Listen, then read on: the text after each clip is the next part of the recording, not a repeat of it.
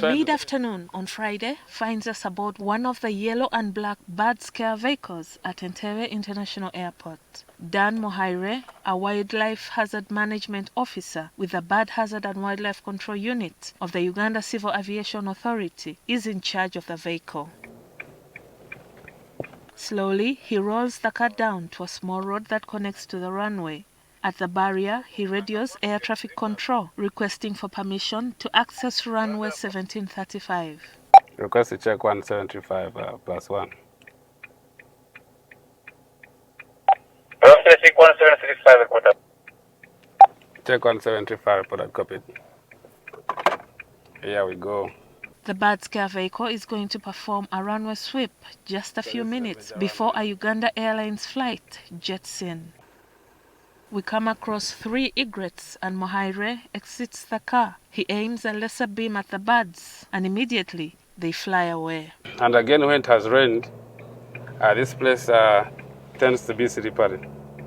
So we give some report to ATC and to the pilot. The Entebbe Peninsula has 2 large swamps, Kanyamusango and Namiro, and is surrounded by a number of islands that are habitats for birds. Entebbe also lies between Lutembe and Mabamba Bays, 2 designated important bird areas and Ramsar sites. This, according to Emmanuel Barungi, the general manager of Entebbe International Airport, makes the area more susceptible to bird strikes. This is a lagoon. There's a lot of food for the birds, for the different species of birds. Entebbe sits on the migratory path of birds moving in and out of the northern and southern hemispheres and has a lot of vegetation which provides favorable roosting and breeding grounds. To make the airport secure. Gloria Chirabo Bitebekezi, the principal bird hazard and wildlife control officer, says a high number of birds migrating means a high number of bird strikes on aircraft. And therefore we tend to do more inspections, more sweeps. We are more alert around November, Feb. But again, we are still tracking to understand some more about the movements. Huh? The greatest danger comes from the big birds flying within the vicinity of the airport. We had a dump site very close to the runway, but it was removed because you can't have marabou stocks, which are very big as 9-7 kilos, feeding near the airport. The engine of the aircraft has a lot of sucking power. You know, it pulls whatever object that is in front of it through it. However, not every strike causes damage to the aircraft. Over the years, there have been innovations in the global aircraft manufacturing industry to combat the threat of bird strikes. Some engines have been engineered to make sure that bird can go through with no damage to the engine. So that's why we may have many bird strikes, but damage is minimal. The Bird Hazard and Wildlife Control Unit was launched in 1998 and operates 24 hours a day. This is one of the areas that is highly regulated. The resultant effects of an aeroplane getting a hit that can bring it down is so big. You can run bankrupt if you are to do those compensations. Meanwhile, on the runway, Mohaire stops suddenly after spotting a flock of birds in the sky. This time, he grabs a pyrotechnic pistol and loads a signal cartridge. Taking aim, he fires a blank at the flock. The loud bang scatters the birds. Slightly ahead, we encounter a large flock of Egyptian geese. This time, Mohaire plays distress calls from the car.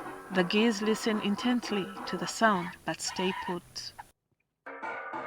We're doing environmental management or habitat management. In other words, we're discouraging the wildlife from coming at all to the airport. We will make sure there are no pools of water. We cut grass at a certain level, 30 centimeters currently.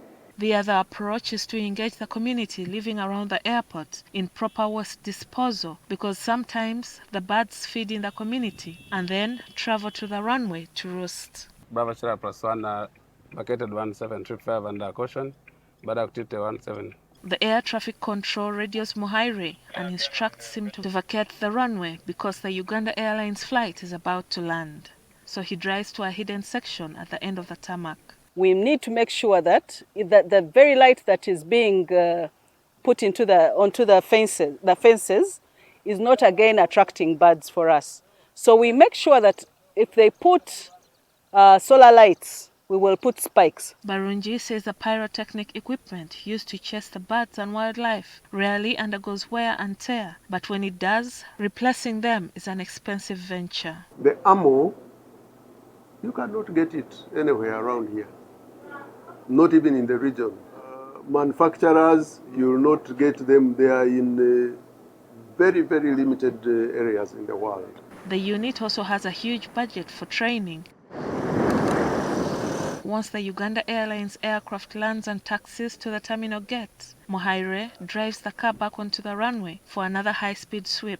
This time we encounter crested cranes, but there is no time because another radio message comes in instructing him to get off the runway. A huge aircraft is waiting to taxi onto the runway in preparation for takeoff. Because of the location of Entebbe, the unit is not allowed to kill the birds on or near the runway. The challenge is in creating a safe environment for aircraft to operate while conserving the ecological system and protecting birdwatching tourism. Gillian Nantume, NTV Tonight.